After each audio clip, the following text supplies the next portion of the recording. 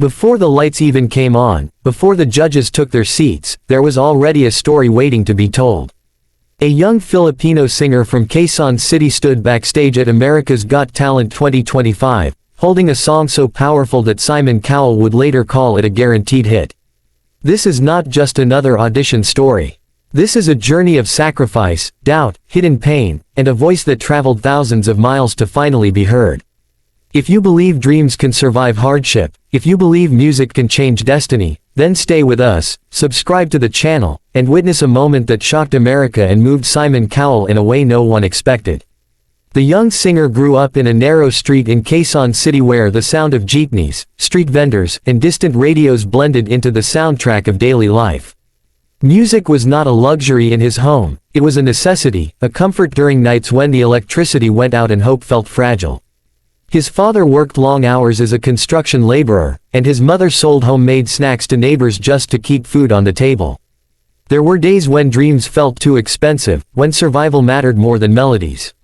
Yet even then, the boy sang. He sang while doing chores, while walking to school, while sitting on the rooftop at night looking at the Manila sky, imagining a world beyond it. As a child, he never imagined standing on an international stage. He imagined helping his parents, finishing school, maybe finding a stable job. Music was something he loved quietly, something he never thought could love him back. In school, teachers noticed his voice, classmates encouraged him, but encouragement did not pay bills. When his father got injured at work, everything changed. Medical expenses piled up, and the young singer started performing in small local events, barangay celebrations, and birthday parties, sometimes for little pay, sometimes just for food. Each performance taught him something new, not just about singing, but about resilience. There came a time when he almost gave up music entirely. One night after a small performance, he overheard someone say that talent alone was not enough, that dreams like his were unrealistic. Those words stayed with him. For months, he barely sang. He focused on helping his family, on earning money wherever he could. But music has a way of finding its way back. One evening, while cleaning an old storage box, he found a notebook filled with lyrics he had written as a teenager. Reading those words felt like meeting his younger self again, the boy who believed his voice mattered. That night, he wrote a new song. It was not planned. It came from frustration, from love, from fear, and from hope all mixed together. The song was about leaving home, about carrying your roots with you even when the world feels too big. He did not know it yet, but that song would change everything. Friends encouraged him to record a simple demo using a borrowed microphone and a phone. The recording was imperfect, raw, but honest. Someone shared it online. Slowly, comments began to appear. People connected with the emotion, even if the sound quality was rough. When auditions for America's Got Talent 2025 were announced, the idea felt impossible. Traveling to the United States required money, courage, and belief. His parents were hesitant, not because they doubted him, but because they feared disappointment. Still, they saw something in his eyes they had not seen in a long time, a quiet determination. With the help of community support, small fundraisers, and borrowed resources, he submitted his audition and waited. The email came late at night. He had been selected. The moment was overwhelming. Excitement quickly turned into fear. What if he failed? What if the judges laughed? What if Simon Cowell dismissed him in seconds? These thoughts followed him all the way to America. Backstage at AGT, surrounded by talented performers from around the world, he felt small. His hands shook as he waited. He whispered a short prayer, not for fame, but for the strength to sing honestly. When he finally walked onto the stage, the bright lights made it hard to see the audience. Simon Cowell looked at him with his usual serious expression. Sophia smiled encouragingly. Howie leaned forward with curiosity.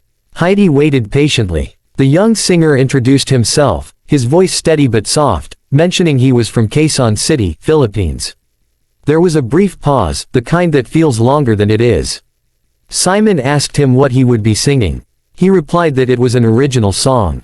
The atmosphere shifted slightly. Original songs are risky. Simon has heard thousands. The singer nodded, took a deep breath, and began.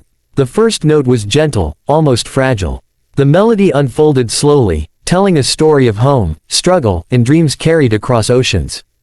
As the song progressed, his voice grew stronger, richer, filled with controlled emotion. The audience grew quiet. Judges exchanged glances. This was not just a performance. It felt like a confession. Halfway through the song, his voice cracked slightly, not from lack of skill, but from emotion.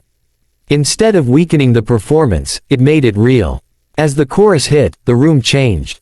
The melody soared, the lyrics landed, and something clicked. Simon leaned back in his chair, his expression unreadable. The audience began to feel it too. By the final note, there was a moment of complete silence before the applause erupted. People stood up. Some wiped tears from their eyes. Simon spoke last. He paused, as he often does when something truly surprises him. Then he said something no one expected. He said that this song was not just good, it was a guaranteed hit. He said it had everything: emotion, story, and authenticity. He said he could hear it on the radio, on charts, and that it reminded him why he still loved discovering new talent. The young singer struggled to hold back tears. Years of doubt collapsed into that one moment. But the story did not end there. As the judges voted, something unexpected happened. Simon asked the singer about his family. When he heard about his father's injury and his mother's sacrifices, Simon's tone softened. He told the audience that this is what the show is about: real people with real stories and real talent. The votes were unanimous. He was through. Backstage, the singer broke down. He called his parents, barely able to speak through tears. His mother cried. His father said he was proud. For the first time, the dream felt real. But success brought new pressure. Online reactions were intense. Some praised him. Others doubted him. Fame arrived quickly and without warning. He questioned whether he deserved it.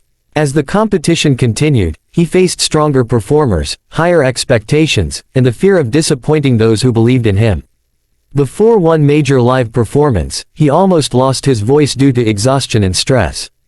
Doctors advised rest. Producers were concerned. He considered withdrawing. That night, he listened to a voice message from his father reminding him why he started singing in the first place. He rested, recovered, and returned stronger. His next performance took the original song and elevated it. The arrangement was bigger, the delivery more confident, but the heart remained the same. Again, the audience responded.